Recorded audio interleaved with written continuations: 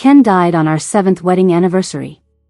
His belongings were filled with love letters to his first crush, leaving me, his legitimate wife, behind with 10 billion and a mix of emotions. Promotions, a fortune, and a dead husband, 2 bits of good news fell right into my lap. Ken was gone. I was still setting up for our anniversary when the news hit. He drowned himself, Mike, his best friend, told me. He handed me a letter, snapping me back to reality. What are you saying? I can't believe Ken is just gone.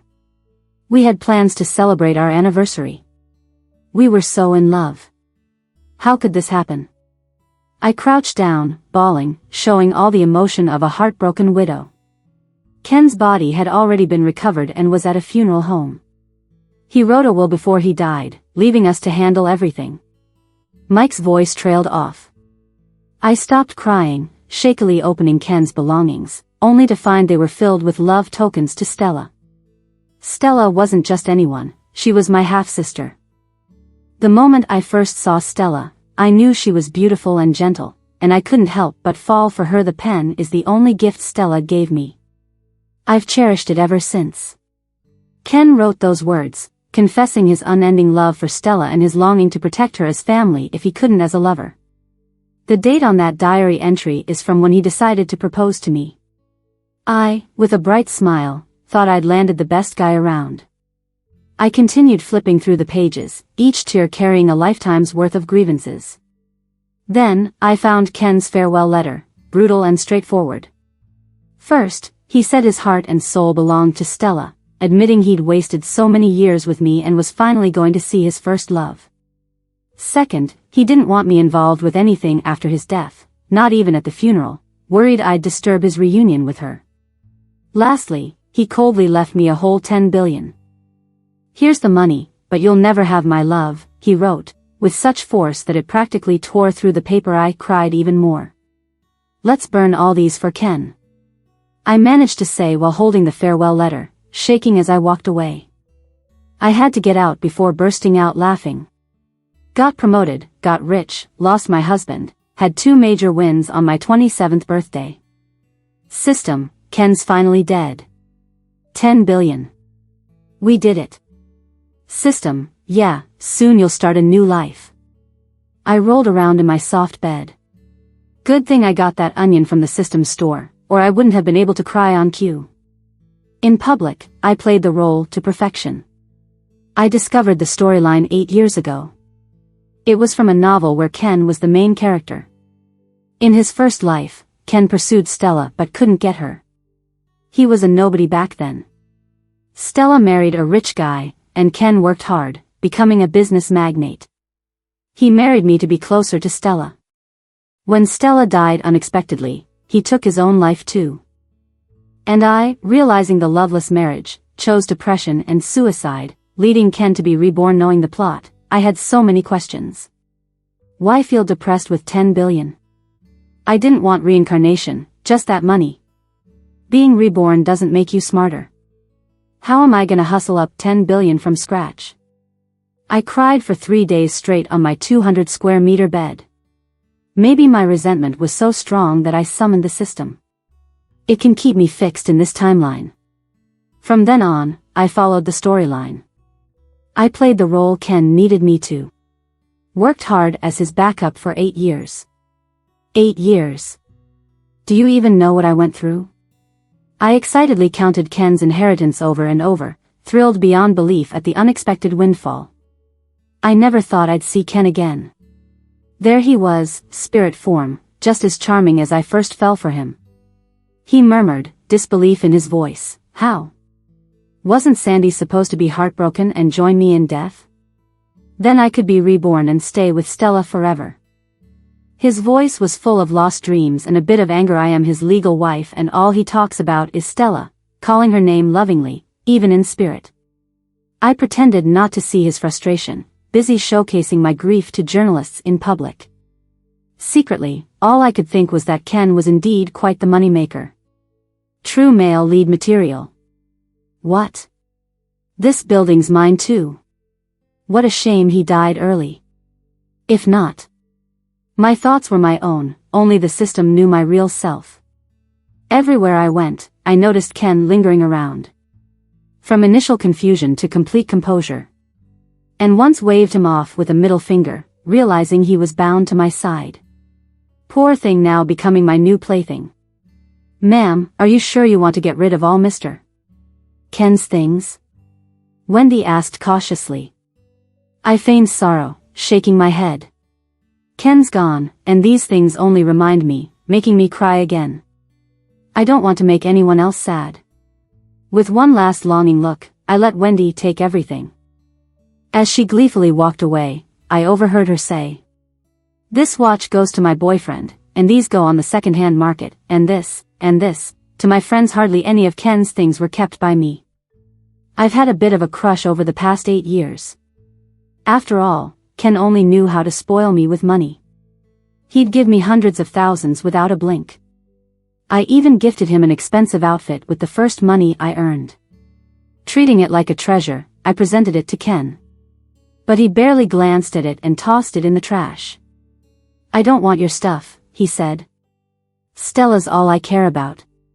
In dreams after that, I realized, maybe Ken should be dead. Now, he floats around angrily questioning, "Sandy, how dare you throw my things away? You washed these clothes for me every night." There was a hint of nostalgia in his tone.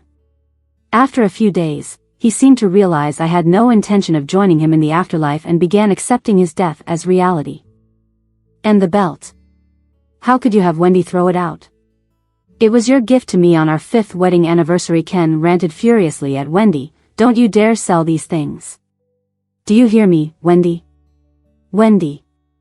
As a desperate expression crossed his face, Wendy left the mansion with a bag full of items. "No." He realized something with despair in his voice. "Stop howling, Wendy can't hear you." I rolled my eyes at Ken. We'd known each other 8 years, been married for 7, and never once did he use the things I gave him. Why act all sentimental now? Lying sprawled on my back, I vented into the empty air. "You can see me. Sandy. How can you be like this?"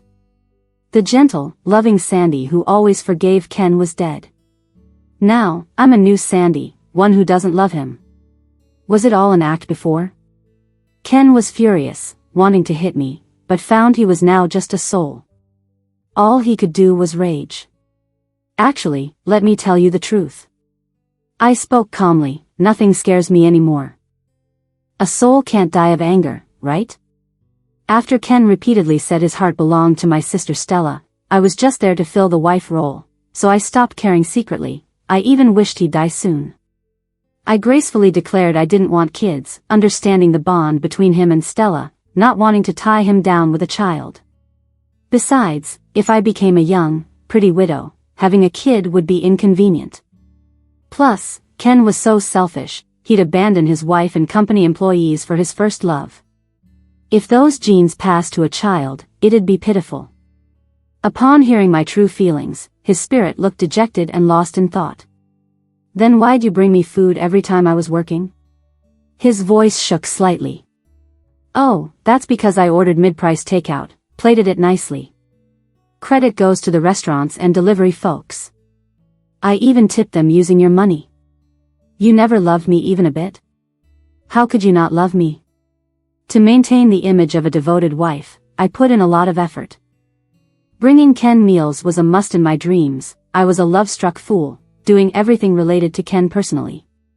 But in reality, Ken never appreciated this. He always yearned for excitement outside, never the home's comfort. Realizing this, I started slacking. I'd use instant mix for soup, order takeout for dinner, and have the delivery guy plate it before sending it to Ken's office. Seeing him occasionally flirt with Stella and tell me to leave, he'd shout, "How could you do this to me? I'm your lawful husband." His voice nearly cracked. "You never even once opened the lunchboxes I brought over the past 7 years." I spread my hands, successfully making Ken seethe with anger. I showed him his cremation certificate, cemetery photos, and burial video. "No point getting angry, you're already dead," I said, drawing out the last word. Ken watched his own burial with no trace of me at the funeral, tears falling for some reason. But what did it matter to me? Fake. Still, considering he left me a hefty inheritance, I'd forgive his ghostly grumbling. Sandy, dear, I know losing Ken was hard for you, my dad said, a man who'd always doted on Stella and my mom. Now, he was right in front of me, playing the pity card. I'm sure it wasn't intentional that I left your mom, you know how men are. Even your husband had two-timing habits. For Ken's sake, you'd surely understand, right? As if I'd feel the same for him as I did for Ken. Done talking, Simon? My patience was running thin. He hastily grabbed my sleeve. Since Ken just passed, you probably aren't up to handling the businesses he left. Let me help with that. We're family, after all, he emphasized the word family. Simon stood by the door, greedily eyeing everything inside the luxury home. Sandy, my dear, how about your stepmom and I come stay with you? You won't feel lonely then. Quickly, I pushed him towards the door, bumping into Wendy, who was mopping. Wendy stuck the mop right in Simon's face. Don't you have any manners? Can't you see I just mopped? Drenched with dirty water, Simon was now a pitiful sight. Even Ken, floating around, couldn't stand it. Sandy. How can you have no filial piety?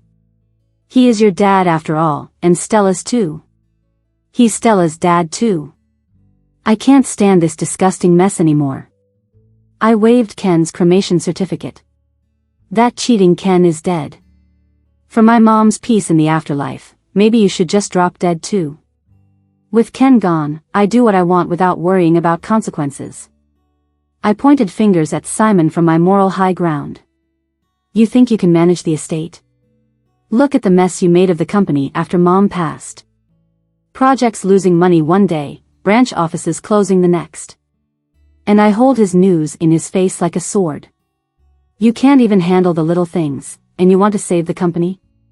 Maybe bankruptcy is just what you need. My dog has a spare bowl, Wendy can pack it up for you. Ken also checked out the new Stella had him wrapped around her finger before. Simon asked, and Ken gave, a big invisible sucker. Now Ken, in death, sees and hears things clearer. He closed his eyes. You're right, it's over for the company. Simon never had a knack for business. His only luck was stumbling upon my mom early on. He thrived later by riding Ken's success. Other businesses joined in, thanks to Ken. I'm not giving any money, and as for shares? Forget it. Weren't you just singing about true love with Stella's mom? Thinking of Simon's betrayal to this family makes my fists clench. Well, rich or poor, she's going to stick with you, right? After letting loose, sarcasm became my thing. Simon was so frustrated. Didn't even make it past the door before I called security. I even ordered that Simon and his crowd aren't allowed in without my say-so. Why so harsh on your dad? Ken sighed. I pointed around the house. Mine. Stay out of it. Got it? I went to Ken's company. No, it's my company now. Started some major changes right away. Ken was fuming, cursing as he followed me around. I mean, Ken quickly went from a nobody to a hotshot businessman. Not just because he had that leading man vibe. He squeezed the life out of his employees, really. While he dined with Stella, staff missed lunch.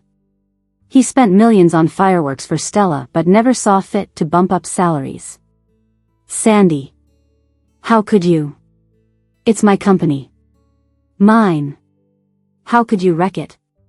He yelled all he wanted, didn't really matter. What, you can do it but can't handle the talk. I took Ken to the storage room next to the CEO's office. This place housed everything related to him and Stella. That photo was young Stella with Ken. That couch, a match for Stella's. Plus so much more, all linked to Stella. Once Stella was married, and felt down. Ken would say, pause the meeting, I'm going. Be it home or office, Stella was number one. Even if he was just like a brother to her. Everyone at Goes knew he didn't care for me. Rumors were free-flowing. I just faced it all nonchalantly, showing him let him feel the cuts and bruises. If I didn't only love money. Seeing his and Stella's bond would have broken my heart. Ken covered his face in agony. How did things turn out like this? Under my guidance. The company grew, even better than when Ken was around. Silence. Just silence. Sandy, now, please save your dad. Simon ambushed me in the parking lot. Looking nothing like he did a month ago, full of himself. Our company thrived while cutting ties with his. Simon grew weary. Another man stood by him. Before I could toss them out, Ken started yelling. Eyes red, veins bulging. Sandy, grab that guy. He's the one who drove Stella to her death. For the first time, he showed me pleading eyes. Please, Stella was doomed by that guy. Once word of Stella's wedding broke, Ken went on a bender. When Stella's death hit, he shut himself in for 3 days, not eating or drinking. After getting out, I beat Stella's ex-husband, William, until he was bleeding from the head. I almost ended up in jail after that. All I wanted was to find the right moment to do a Romeo and Juliet thing with Stella. Ken was furious and said William, the rich brat, was almost bankrupt. That's why William teamed up with Simon to approach me, the newly rich lady. What did you say? Marry William? I was so shocked I almost dropped my jaw. Simon acted as if nothing had ever happened and took on a fatherly role. Sandy, I know you're hurting since your husband passed, but life moves on, right? Your sister isn't around anymore, and wasn't Dad thinking it'd be nice for you to meet someone, too? If you marry William, we'd still be one big family. Their eyes lingered on my car. To be honest, the high-end car Ken left behind could make a guy like Simon earn for a good 10 years. I immediately slapped Simon and didn't spare William either. I'd waited long enough to enjoy a happy, rich life, and I wasn't going to let these two ruin it. Sandy. Could you be more understanding, like your sister? Back in the day, your sister was all over William. Simon lectured me with that parental tone. Ken, silent for a while, then roared, impossible, impossible. Stella told me she was forced to marry William, and it wasn't her choice. When Stella and Ken first met, Ken was just an unknown broke guy. William had already made a name for himself on the city's millionaire list. As if answering Ken's question, Simon started playing a video. It showed a really dim room. Rich guys like Ken definitely knew what kind of place that was. Sitting next to William was Stella in a low-cut dress, looking all flirty. William's hand was even on Stella's waist, and she didn't seem bothered at all. No way. No way. Ken shouted, not believing it. He had always pictured Stella as a beautiful, considerate woman who, though married to another, still had him in her heart. Simon's words hit him hard. She said she still had feelings for me, but only held back because she was thinking about my future. She said I was the only man she ever loved in her life, and that she was about to divorce William to marry me. Ken floated around in anger. He would float in front of William trying to scare him or over to Simon to learn more about this ex-father-in-law. Honestly, Ken should be thanking me. In that nightmare of his, it took him a long time to discover who his first love really was. Now, only 3 months after his death, I revealed the truth. William, with a creepy smile, said, "So, what do you say? Give it a thought." He couldn't stop staring at my car. Simon looked at me expectantly. For our family, just agree with Dad. In response, a belated bodyguard slapped him hard. Not only that, but I also called the cops, getting this creepy William sent away. William had been watching Stella and Ken's interactions closely, taking photos to blackmail her into not divorcing him. Ken, caught in this push and pull, felt so tortured he nearly tried a double suicide. Simon, that piece of work, was just trying to use his daughters to make money. I had him taken away, too, for tax evasion. Finally, my world was quiet. Since then, Ken, or rather Ken's ghost, had looked all worn out. His first love had crashed, the company wasn't his, and he wasn't alive anymore. What have I been doing my whole life? He furiously demanded I dig up his ashes and move them somewhere else. He didn't want anything to do with Stella, now or ever. But you left a will saying not to let me handle your final affairs, right? Your buddies wouldn't listen to me, you know, I said lazily. You might as well visit them in a dream. Unable to sleep at night, he'd howl in the villa. Sandy. Sandy. I was wrong. I was wrong. Can you get me a Taoist priest? I want to come back to life. I don't want to be a ghost, I don't want to be reborn. In the end, this grown man sat sobbing at the foot of my bed, hugging his knees. I promise to make it up to you if I live again. I shouldn't have been such a jerk before. There wasn't a ripple in my heart. It reminded me of those nights with a high fever when he left me without hesitation for Stella. In the end, I dialed 911 for myself. From that moment on, I knew it was fair to use him. I flashed him a brilliant smile. Sure thing. Word quickly spread in the circle that I was looking for a Taoist priest. Everyone advised me that the dead couldn't come back, telling me to mourn properly. But I stuck to my devoted persona. How can you say that? I just believe Ken can come back. He's never appeared in my dreams, so he must still be alive. Please, introduce me to a Taoist priest. I'm willing to pay any amount, just to see Ken one more time. Every meeting with someone led to more crying on my part. Luckily, the onions I brought worked wonders, and my tears flowed. Ken, floating around, could only see my perfect teary 45-degree angle. He felt even more guilty. When I come back to life, I won't let you down, Sandy. With my constant laments, the emotional persona I crafted grew even more intense. In a city, I was the walking epitome of a devoted widow. Some ladies, seeing my distress, even handed me several projects, hoping to distract me. My eyes widened in realization.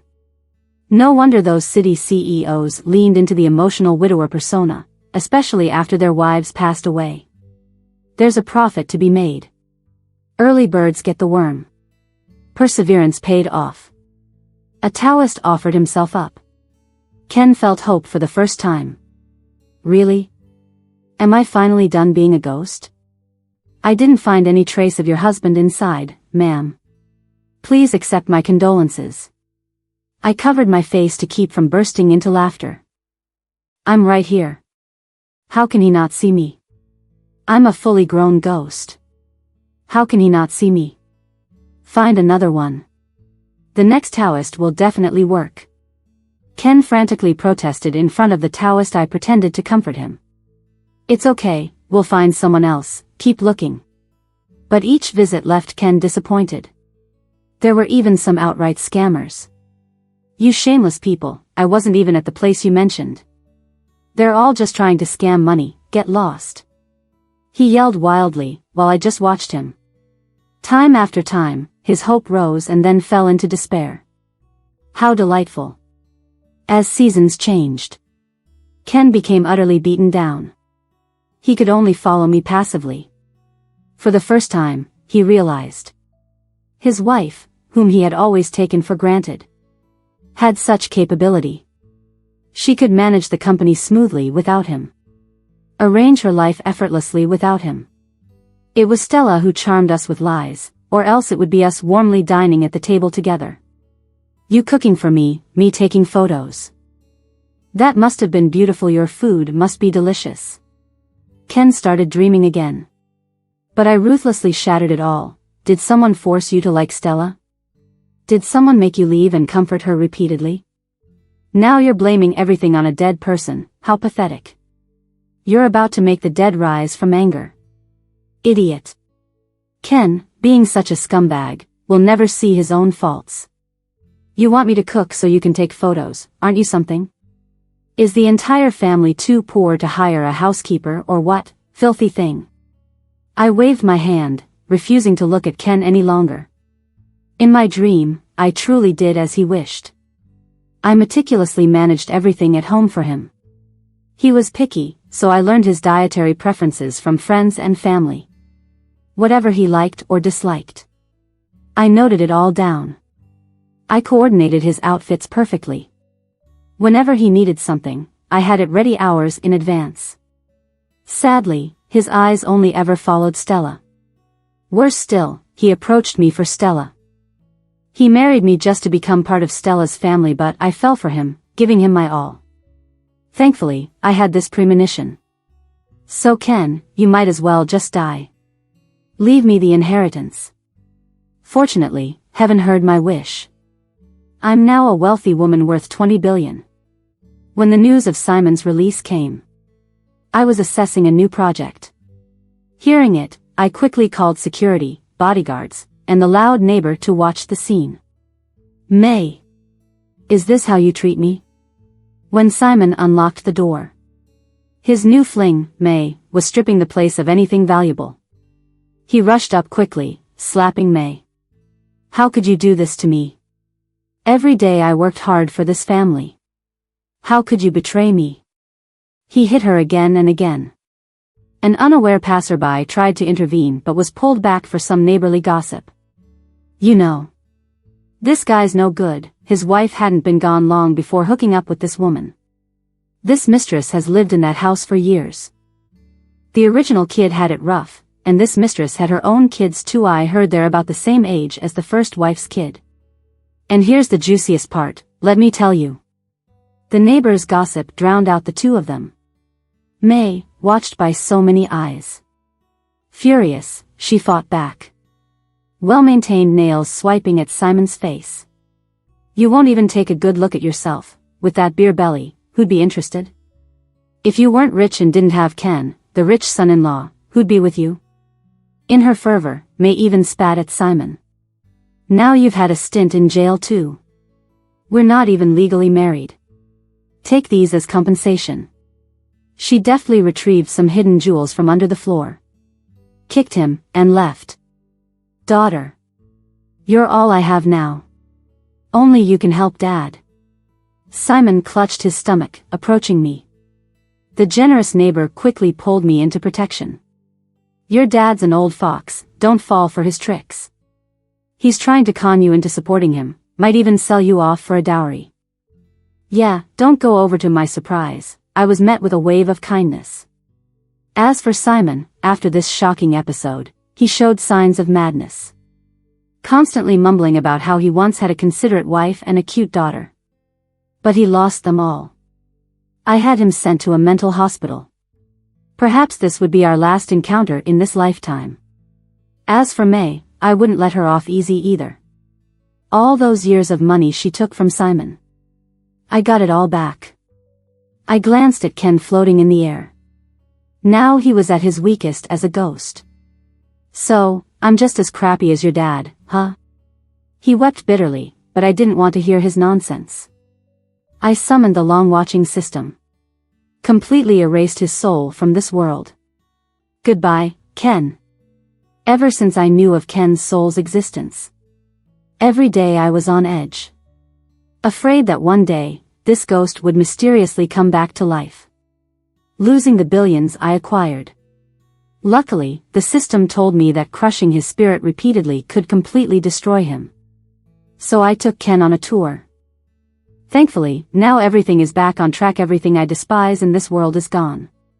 What's left is a world of love and peace. All is well. As for the epilogue, scumbags don't deserve it.